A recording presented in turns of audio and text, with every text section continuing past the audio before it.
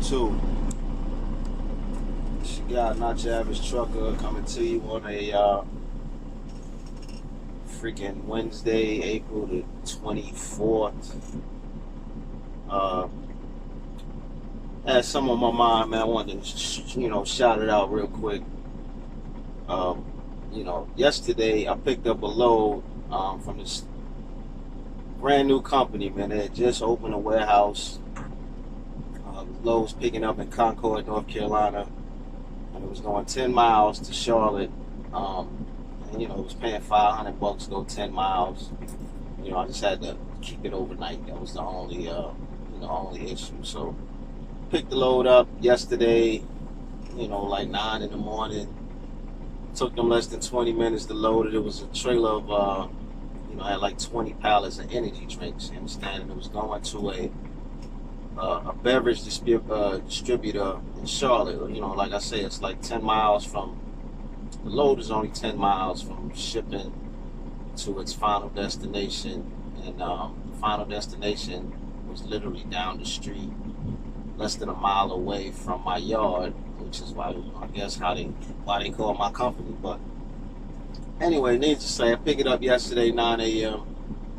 Show up at an 8 a.m. delivery following day, which is today. So I show up like 7:30. It's gated. The receiver's gated. They buzz me in. I go in and check in the dock. Guy looks at my paperwork.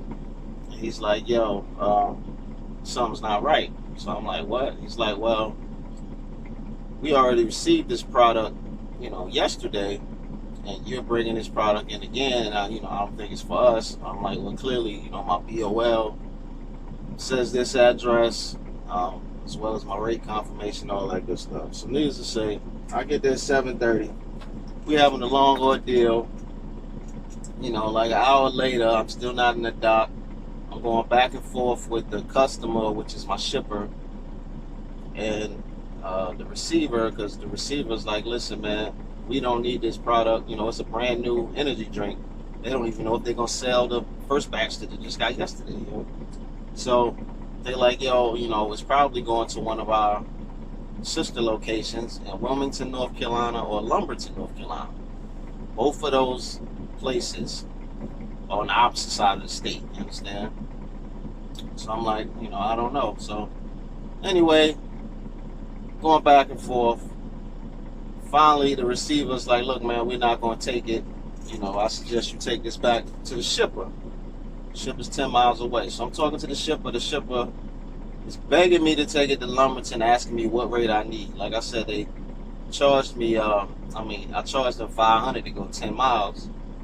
And then they're like, "Yeah, we'll give you whatever you want to take it to Lumberton." Lumberton is about 150, 160 miles away, but it's all back roads. It's not an interstate, you understand? So the load is heavy as hell. It's like 40-some thousand pounds. And I didn't want to go to Lumberton. I had other loads to do today, you understand? Other quick, short runs that I will make, same money, $600 each load. And I didn't want to go to Lumberton pretty much. I was just trying to stay in Charlotte and the surrounding area all day. I wasn't planning on no long trek, 3-hour drive. Anyway, so the receiver's like, "All right, take it back to the shipper." So it's 10 miles. I jump in my truck. I drive back to the shipper. And I show up to the shipper. It wasn't the guy that I had been talking to already. I don't know what this guy's title was, but this guy immediately had issues with me. Yeah, me and this guy immediately bumped heads. And I'm, explaining the situation to him. He's like, "Yo, I don't know what you came here for, homeboy, but we're not taking this load off. You need to take it to Lumberton." And in my mind, I'm like, what the heck did he just say? But, I let it ride. And I'm like, "No, sir. Well, it was agreed that we were taking this to Charlotte. And now that the load is not actually going to Charlotte, I was told to bring it back here because we're not going to Lumberton." He's like, "Homeboy, nobody told you to leave the shipper, homeboy. Homeboy, you were supposed to wait there until someone figured out what to do." And I'm like, "First of all, I ain't your homeboy. So don't call me homeboy. Second of all, the receiver told me to leave your property. And I was told that y'all going to give me an extra $200 just to bring it back to y'all. And I'm showing him the emails in my phone. And then he looks at me again and say, well, homeboy, we not going to unload it. And it took everything in me. Because I live in the South, man. I live in Charlotte, North Carolina. I know bigotry when I see it. I know racism when I see it. If I was some guy that looked another way, he wouldn't be calling me homeboy. But since I'm a young-looking black guy, all of a sudden I'm a homeboy. You know? He don't know that I live in a big-ass house on a golf course. He don't know that I got 7 figures in my damn bank accounts. I ain't nobody's homeboy. Well, me and my friends talk to each other. We don't call each other homeboy. This ain't 1989 Brooklyn and we rapping.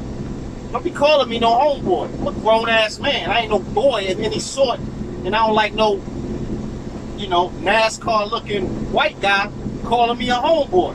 So it took everything in me to just take a deep breath and walk away, because I knew if I said one more word, we was probably all going to get to fighting in there. And like I said, I'm a grown-ass man, wife and 4 kids. Fighting is going to do what? Getting violent over words is going to do what? They tell you in school, sticks and stones break your bones, but words can't hurt you. But it's a different thing when you're a black man and there's some white guy calling you a homeboy. As if I'm not college educated, as if I'm not a business owner with multiple employees. But in his eyes, I'm somebody's homeboy because I'm driving a truck. I got a little t-shirt and some jeans on. But needless to say, I ended up having to take the load back to the receiver again. And I get back to the receiver. Mind you, the shipper is claiming that they've been discussing with the receiver. Receiver was going to take it off my trailer, leave it on their dock, and they was going to pay some other company to come pick it up and shoot it up to Lumberton because I refused to go. You understand? And it's just crazy, man. That just lets you know you cannot judge a book by its cover. I don't care your race, your creed, your religion. Just because you see somebody and they fit the stereotype in your brain, don't mean you got to talk to them. If that person's a male or a female adult, you talk to them as such. A male or a female adult. You don't try to talk down to somebody, call them a homeboy.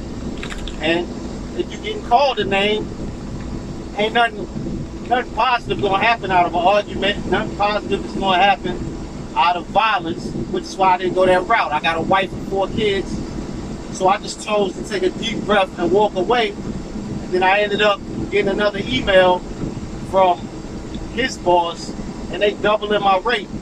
So now I just made $1,000 on a 10-mile load. Well, yeah, I had to go back and forth twice, so let's say 30 miles. I got, I'm getting $1,000 on a 30-mile run. This your guy, not your average trucker. I'm in the middle of doing some other stuff, man. I know the video's a little bouncy. I'm driving. But y'all be easy. Trucker Not Your Average at Gmail. Trucker Not Your Average on Instagram. Holla at me.